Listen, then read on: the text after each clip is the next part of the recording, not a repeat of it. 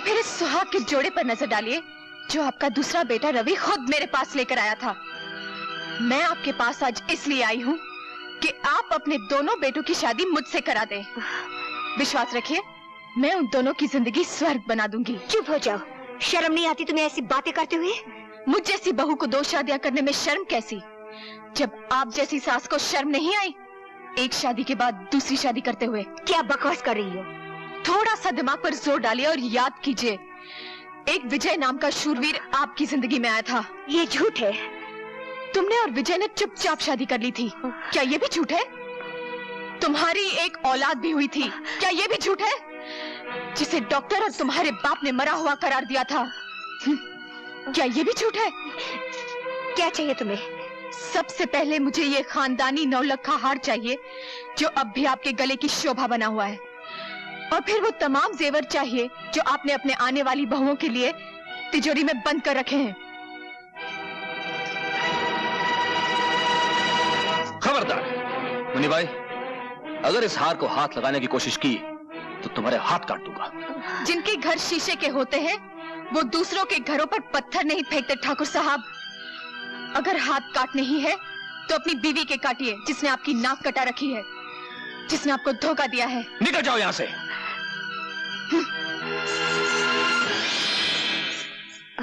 अब मैं तुमसे पूछता हूँ सावित्री, जो कुछ इसने कहा क्या वो सच है?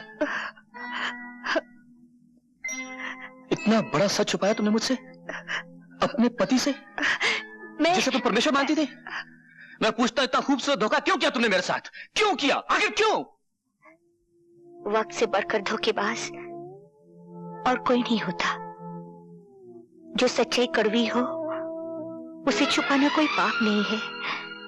जो सच्चाई बोलने से घर में आग लग जाए उसे ना बोलना ही ठीक है। मरते वक्त मेरे पिताजी ने मुझसे ये वचन लिया था, पर आज जब आप सब कुछ जान गए हैं तो और एक सच्चाई भी जान लीजिए। मेरे स्वर्गीय पति की संतान रवि है।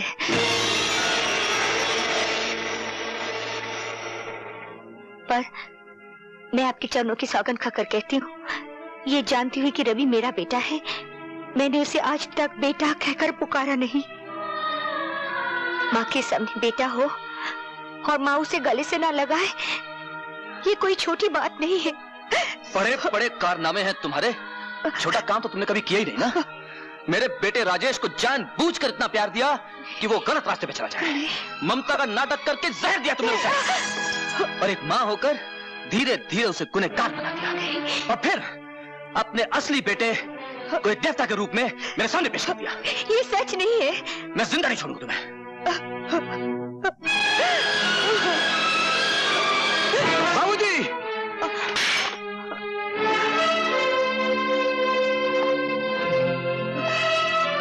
उठो मां।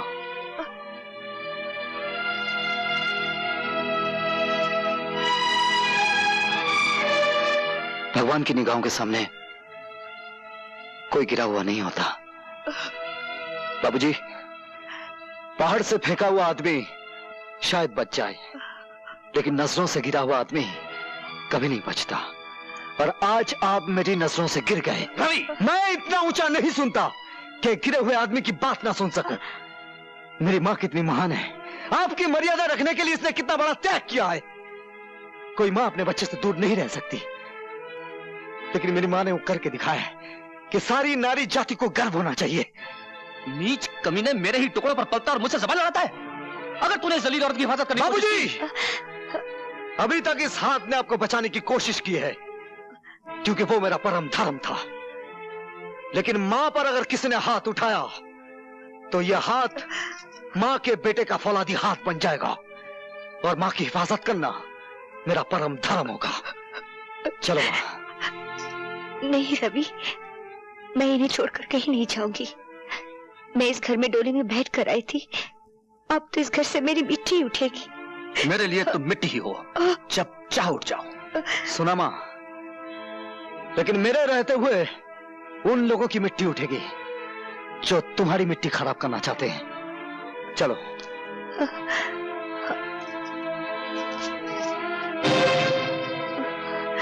क्षमा और दया का दान तुम्हें इन दरवाजों से नहीं मिलेगा मां। इस खानदान की तो यह रस्म है कि जख्मों पर मरहम ना लगाया जाए, पहले उन पर नशर चलाया जाए, बाद में नमक छिड़का जाए। आओ आओ।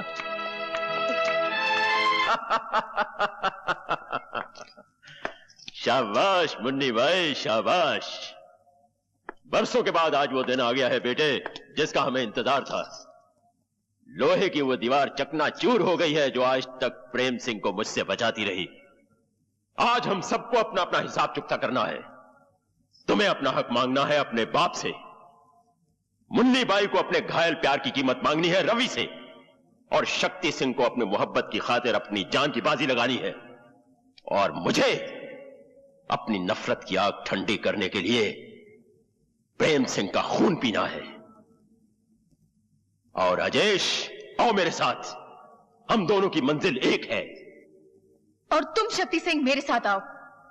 अगर तुमने रवि का किस्सा तमाम कर दिया तो मेरे तमाम इनकार तुम्हारे सामने हथियार डाल देंगे।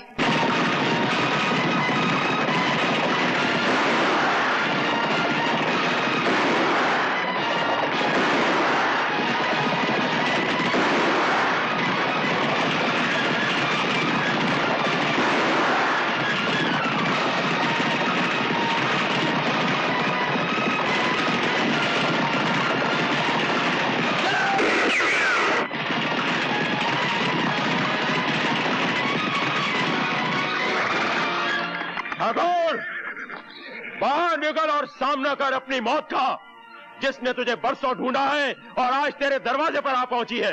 ये क्यों नहीं कहता कि तू खुद मौत के दरवाजे पे आ गया है?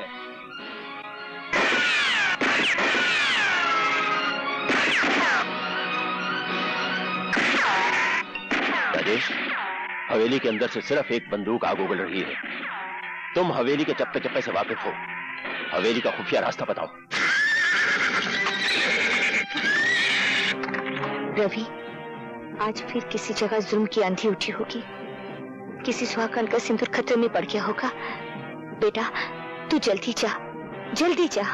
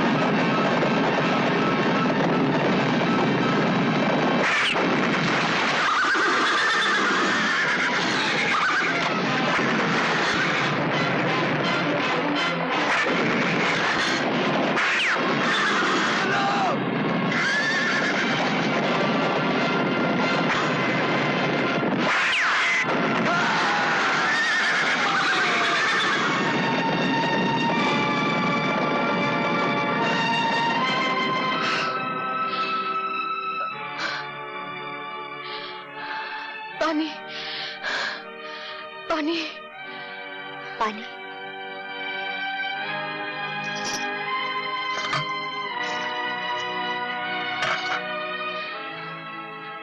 पानी। उठो बेटी, ये लो पानी पी लो।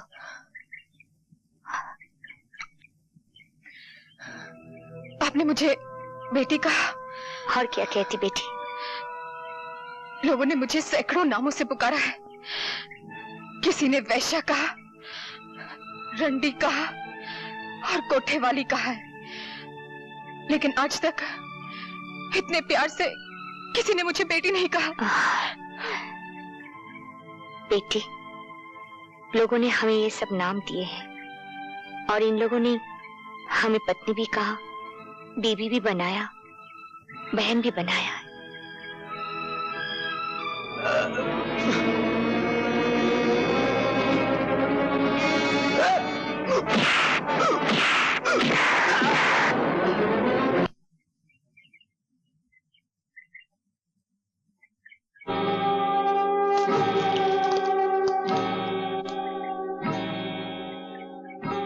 ठाकुर,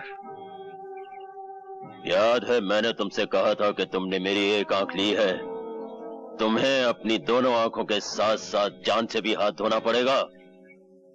कहां है तुम्हारा वो परम धर्म वाला जिसके बलबूते पर तुम इतना उछलते थे? इंतकाम की जो भट्टी मैंने अपने सीने में परसों से तपाए रखी है, मैं चाहता तो था कि उसके अंगारे अपने हाथों से तुम्हारे बाप के मुंह पर उड़ेल दूं। क्योंकि मैंने तुम्हें अपना बेटा कहा है, इसलिए यह हक मैं तुम्हें देता हूं। ये लो पिस्तौल और उतार दो सारी की सारी गोलियां अपने बाप के सीने में, जिसने तुम्हें जायदाद नहीं दी, दौलत नहीं दी, बाप का प्यार नहीं दिया, दी है तो सिर्फ मुंह भरकर गालियां और जमाने भर की ठोकरें। चलाओ गोली और खत्म कर दो इस बाप बेटे के झूठे नाटक को हमेशा के लिए।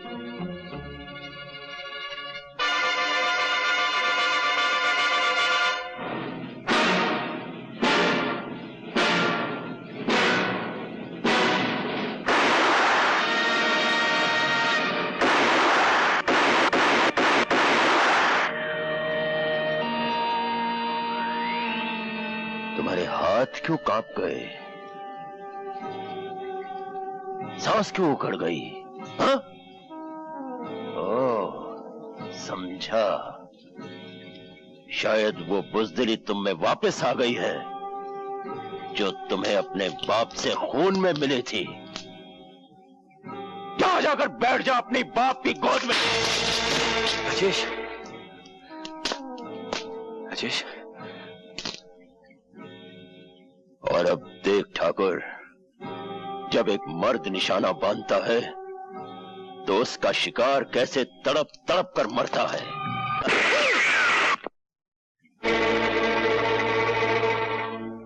एक आंख के अंधे, अपने दोनों कानों से सुन, यह तेरी तीसरी और आखिरी गलती है। अब की बार मैं तुझे माफ नहीं करूंगा। अपने कुत्तों से कह दे अपने बंदूकें फेंक दे, वरना एक गोली तेरे सीने में उतार दूंगा। बंदूकें फेंक दो।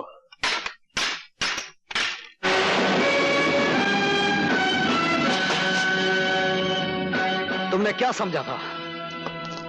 अपनी अंधी इंतकाम की आग में इन दोनों को जला सकते हो? इसमें से एक को मैंने भाई माना है और दूसरे को पिता का दर्जा दिया है। अबे वो 2 नंबर के बेटे, तू ये कैसे भूल गया कि इसने तेरी मां को धक्के मारकर घर से बाहर निकाला था और इसी ने कहा था कि तू इसका नहीं, किसी राहगीर का तोहफा है। मैं एक बहादुर बाप की यादगार हूं जिसने अपनी जान दे दी सुहागनों को बचाते हुए। ये मेरे पिता ना से ही, लेकिन मेरे मां के सुहाग हैं और उनके सुहाग को बचाना मेरा परम धर्म है।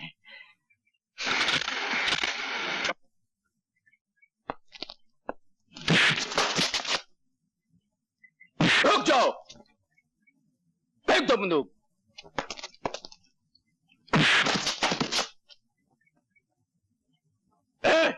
बांध दो इन हरामखोरों को।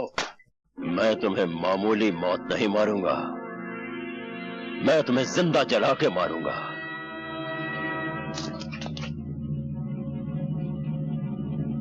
मशाल तैयार करो। ठहरो शमशेरा, ये मेरा शिकार है।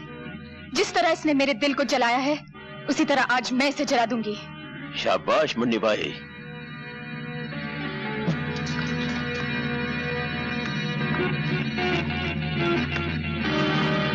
रवि, जला दे जलाने वाले को।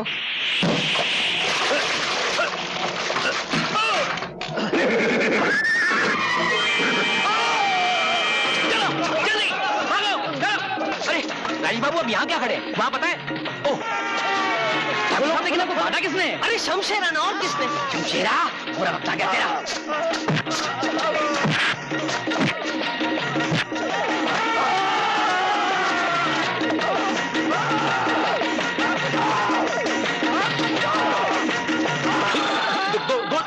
दोने मारने का, एक आदमी को दोने मारेगा। मेरे को मारेगा? नहीं, तेरे को साथ में लेके साथ में लेके जाएगा तेरी। अबे छोड़। ए डकुआ, औरत पे हाथ उठाता है? अरे हिम्मत है तो मुझसे लड़। ये अरे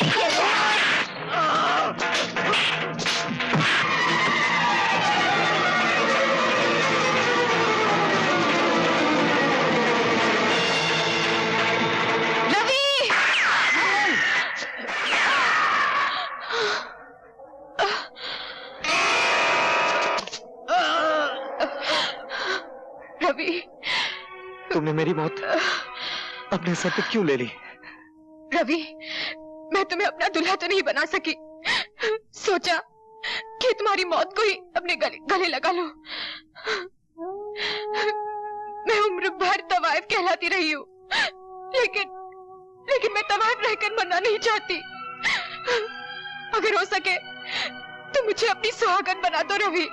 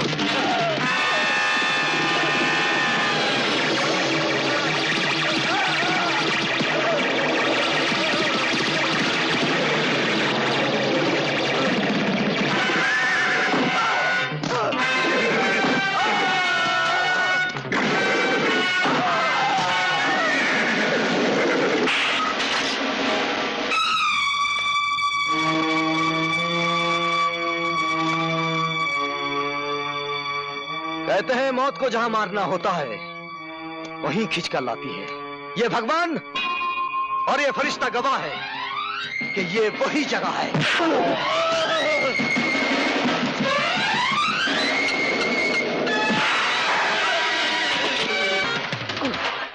वही दिन है।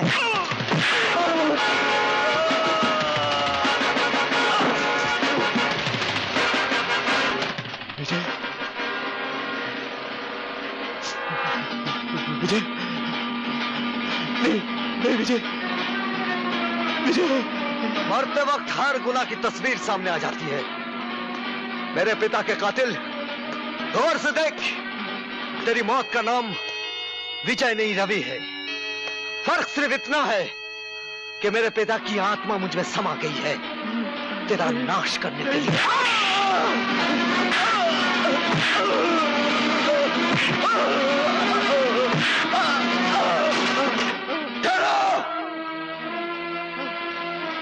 माँ, अगर शमशेरा को कुछ हुआ तो तुम्हारी माँ का क्रियाक्रम यहीं हो जाएगा। बस शक्ति, तू फिक्र मत कर बेटे, इस बुराई को हमेशा के लिए खत्म कर दे। सुहागनों की सुहाग को मिटाने वाले इस पापी को हमेशा के लिए मिटा दे। बच्चों को अनाथ करने वाले इस राक्षस को खत्म कर दे।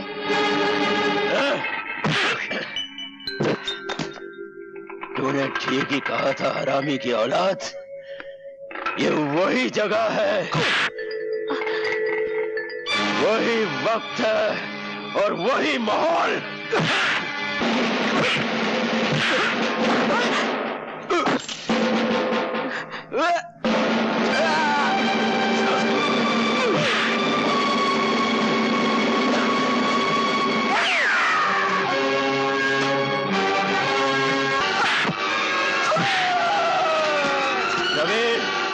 विजय के पिल्ले, अगर तेरा कोई भगवान है तो बुला ले उसे मदद के लिए, क्योंकि अब ये शैतान तुझे जिंदा नहीं छोड़ेगा।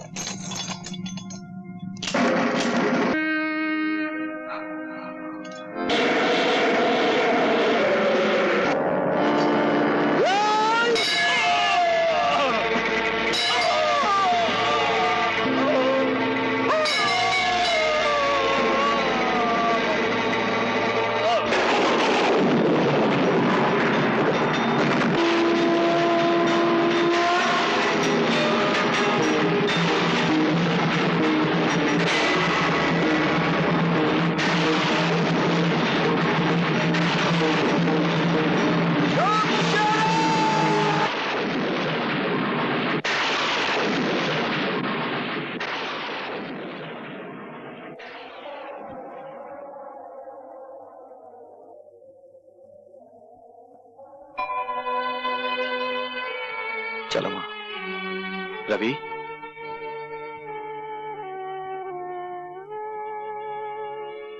अपने पिता को छोड़ के जा रहे हो? बेटे, मुझे माफ नहीं करोगे?